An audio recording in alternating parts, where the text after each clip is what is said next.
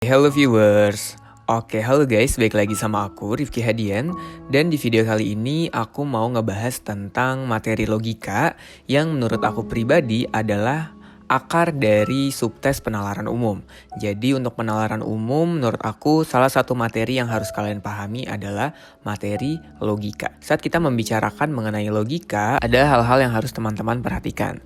Nah, logika itu adalah aturan berpikir ya. Jadi dalam mengerjakan soal logika yang harus teman-teman ketahui adalah teman-teman gak boleh berasumsi. Maksudnya berasumsi apakah? Teman-teman gak boleh menambahkan informasi di dunia nyata teman-teman ke soalnya. Kalau mau narik kesimpulan, kalau mau dapet jawabannya, lihat dari pernyataan dan premis yang ada aja. Kita akan mulai dari definisi pernyataan terlebih dahulu. Kan kalau di soal logika pasti ada pernyataan-pernyataan yang harus kita tarik kesimpulannya seperti apa. Pernyataan adalah kalimat yang memiliki nilai kebenaran yang benar atau salah, teman-teman. Maksudnya apa nih Kak, memiliki nilai kebenaran yang benar atau salah? Contoh, misalnya teman-teman ada pernyataan Jakarta adalah ibu kota Indonesia. Nah, pernyataan ini misalnya dianggap benar. Nah, misalnya ada pernyataan Jakarta bukan ibu kota Indonesia, ini tetap pernyataan teman-teman. Tapi bernilai apa? Bernilai salah. Selanjutnya, misalnya ada pernyataan Indonesia bukan negara kepulauan dan ini dianggap benar. Berarti pernyataan yang salahnya apa? Indonesia adalah negara kepulauan. Yang tadi aku bilang, dalam mengerjakan soal logika, kita harus melihat dari pernyataan dan premis yang ada. Walaupun kita ketahui di dunia nyata, sebenarnya Indonesia adalah negara kepulauan, tapi lihat dulu premis yang dianggap benarnya itu yang mana. Nah, kan tadi teman-teman udah tahu kalau di suatu pernyataan itu ada nilai kebenaran benar atau salah. Nah, ada juga nih teman-teman yang namanya negasi. Apa itu negasi? Negasi adalah proses membalikan nilai kebenaran. Maksudnya membalikan apa yang tadi aku bilang? Misalnya ada pernyataan. Pernyataannya adalah hari ini hujan. Dianggap benar pernyataannya. Nah, terus pernyataan yang salahnya misalnya hari ini tidak hujan. Kalau premis atau pernyataan pertamanya bernilai benar hari ini hujan, negasinya menjadi hari ini tidak hujan. Kalau premis pertamanya adalah hari ini tidak hujan, negasinya menjadi hari ini hujan. Nah, jadi teman-teman lihat dulu premis pertamanya apa. Kalau yang pertama awalnya bernilai benar, ubah menjadi negasinya menjadi bernilai salah. Kalau yang awalnya bernilai salah, negasinya jadi bernilai benar. Lalu selanjutnya ada juga teman-teman yang disebut logika kuantor. Ada yang namanya logika kuantor umum dan ada yang namanya logika kuantor khusus. Nah, kita bahas dari logika kuantor umum terlebih dahulu. Logika kuantor umum atau biasa bahasa kerennya adalah universal. Kuantor universal itu sama aja. Dia adalah pernyataan yang ditandai dengan kata semua dan setiap. Contohnya apa Kak? Misalnya ada pernyataan nih di soal kalian. Semua siswa harus belajar.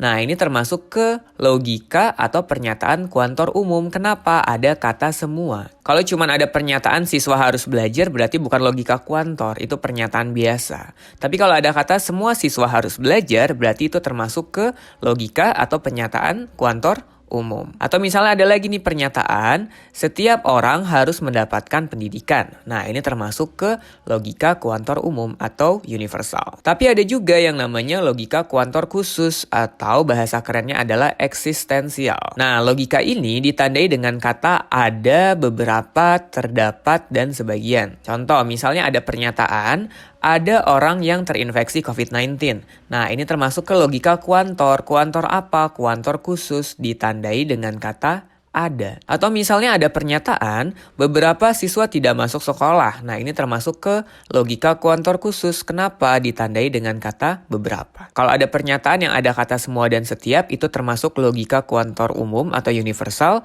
Dan kalau ada pernyataan, ada terdapat beberapa sebagian, berarti termasuk ke logika kuantor khusus atau eksistensial. Nah, tadi kita sudah belajar yang namanya negasi.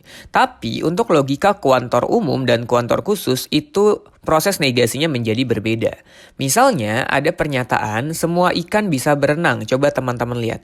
Semua ini kan sebenarnya termasuk ke logika kuantor umum. Kenapa logika kuantor umum, Kak? Ditandai dengan kata semua. Nah, negasinya, negasi dari pernyataan semua ikan bisa berenang itu bukan semua ikan tidak bisa berenang. Bukan kayak gitu, teman-teman. Berarti teman-teman ubah dulu yang awalnya kuantor umum menjadi kuantor khusus, menjadi ada.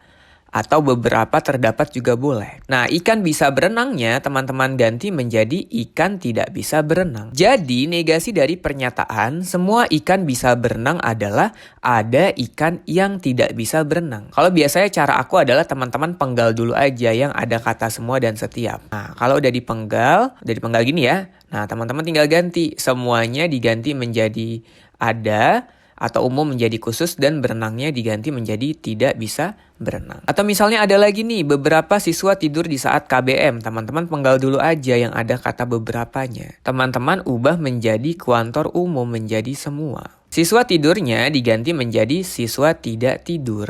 Jadi untuk proses negasi, pernyataan atau logika berkuantor itu akan menjadi berbeda.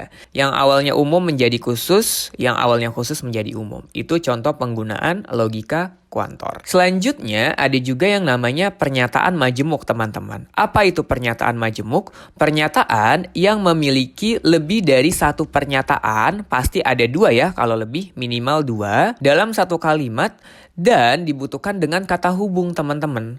Ada kata hubung apa aja? Ada kata hubung dan, atau, jika maka, jika dan hanya jika. Oke, misalnya ada pernyataan, saya lapar dan saya makan, ini termasuk ke pernyataan majemuk. Kenapa Kak disebut pernyataan majemuk? Pertama, pernyataannya terdiri lebih dari satu pernyataan. Apa aja? Saya lapar, saya makan, ini kan dua pernyataan. Dibutuhkan kata hubung apa? Kata hubung dan. Jadi teman-teman ingat ya, kalau untuk pernyataan majemuk adalah pernyataan yang terdiri lebih dari satu pernyataan, minimal dua, dan dibutuhkan kata hubung. Oke, kalau teman-teman udah paham, sekarang akan kita bagi menjadi 4 pernyataan majemuk yang tadi. Nah, teman-teman, yang tadi pertama kan ada yang disebut kata hubung dan, atau bahasa kerennya adalah konjungsi. Simbol untuk notasi konjungsi atau pernyataan majemuk yang ditandai dengan kata hubung dan, itu notasinya seperti ini, teman-teman. Simbol atau notasinya seperti ini. Jadi kalau ada teman-teman ngelihat ada notasi atau simbol seperti ini, nah ini ditandai dengan kata hubung dan. Kalau teman-teman lihat, ini adalah simbol dan. Oke, sekarang coba teman-teman lihat, di sini ada tabel kebenarannya. Di sini misalnya pernyataan pertama, di sini pernyataan kedua, di sini pernyataan majemuknya. P dan Q. Seseorang dianggap pintar itu memakai kacamata dan suka belajar. Misalnya P-nya adalah memakai kacamata, Q-nya adalah suka belajar. Nah, coba teman-teman lihat, untuk kata hubung dan atau konjungsi, pernyataannya dianggap benar jika dua kriteria yang ada di sini terpenuhi. Oke, misal pernyataan pertama benar, pernyataan majemuknya bernilai benar. Contohnya apa? Si A memakai kacamata suka belajar. Dua-duanya terpenuhi. Berarti pernyataannya dianggap benar. Si A adalah orang yang pintar. Kenapa? Karena dua kriteria yang ada terpenuhi. Misalnya yang kedua, pernyataan pertama dianggap benar, kedua salah, pernyataan majemuknya bernilai salah. Si A memakai kacamata, tidak suka belajar. Nggak terpenuhi kan dua-duanya, makanya dianggap salah. Yang ketiga, si A tidak memakai kacamata, salah, suka belajar, benar. Pernyataannya bernilai apa? Si A bukan orang yang pintar. Kenapa? Dua kriteria yang ada tidak terpenuhi. Yang keempat, si A tidak memakai kacamata, tidak suka belajar. Dianggap pintar nggak? Ya nggak dianggap pintar. Kenapa? Karena dua kriteria yang ada tidak terpenuhi.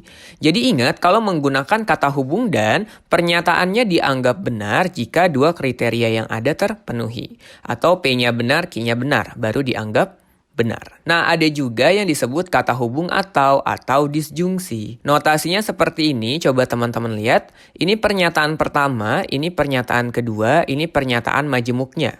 P atau Q. Oke, pernyataannya sama ya, sebenarnya kayak tadi, cuman sekarang pakai kata hubung atau.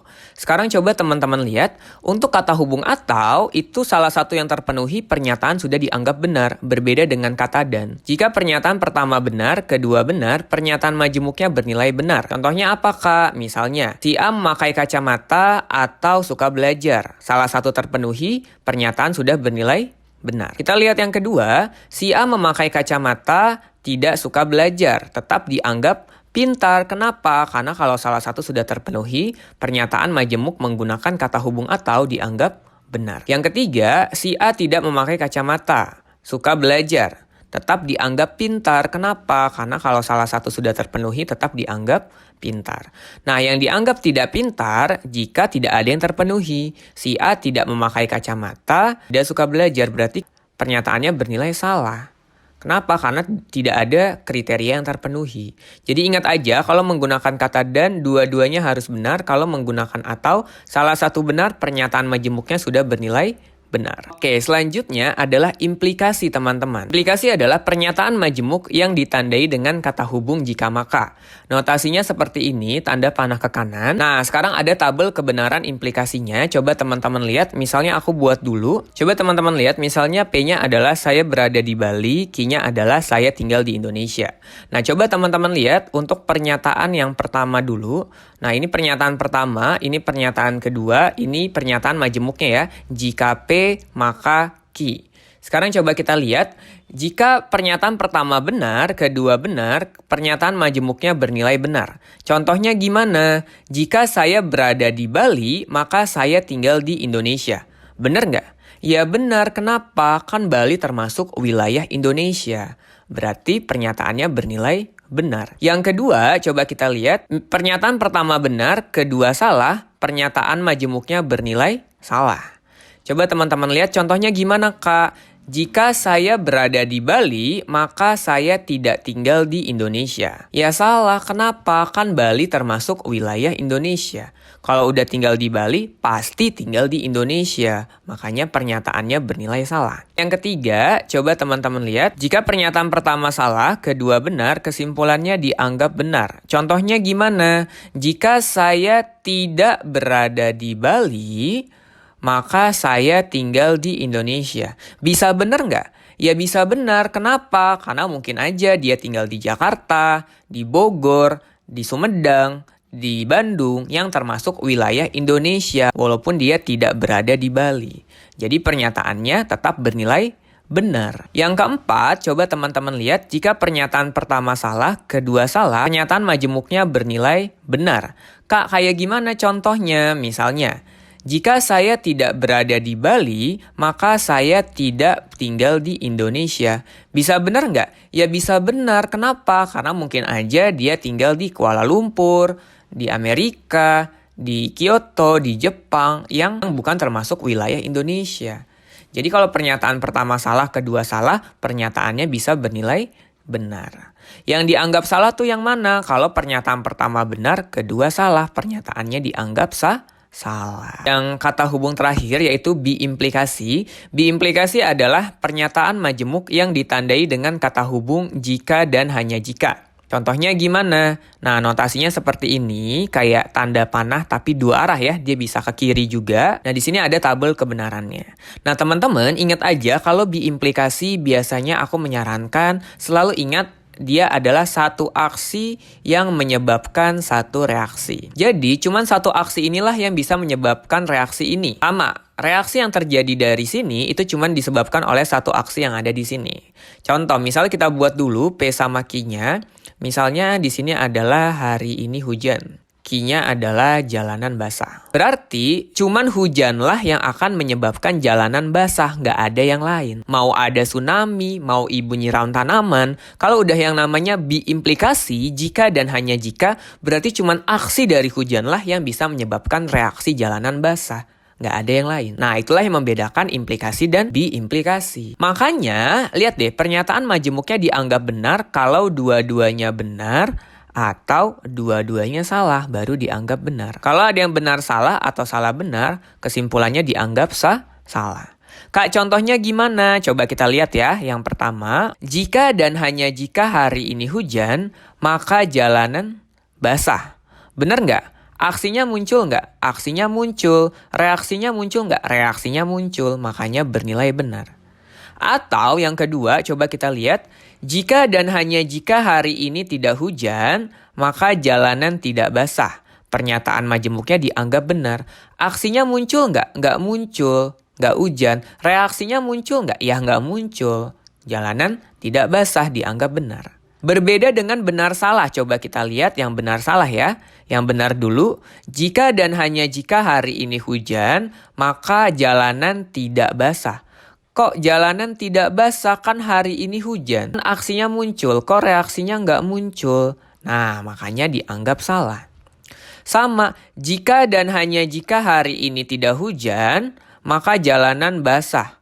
Kan aksinya nggak muncul, kok reaksinya muncul? Nah, makanya jadi salah. Jadi ingat aja kalau biimplikasi itu seperti satu aksi yang menyebabkan satu reaksi.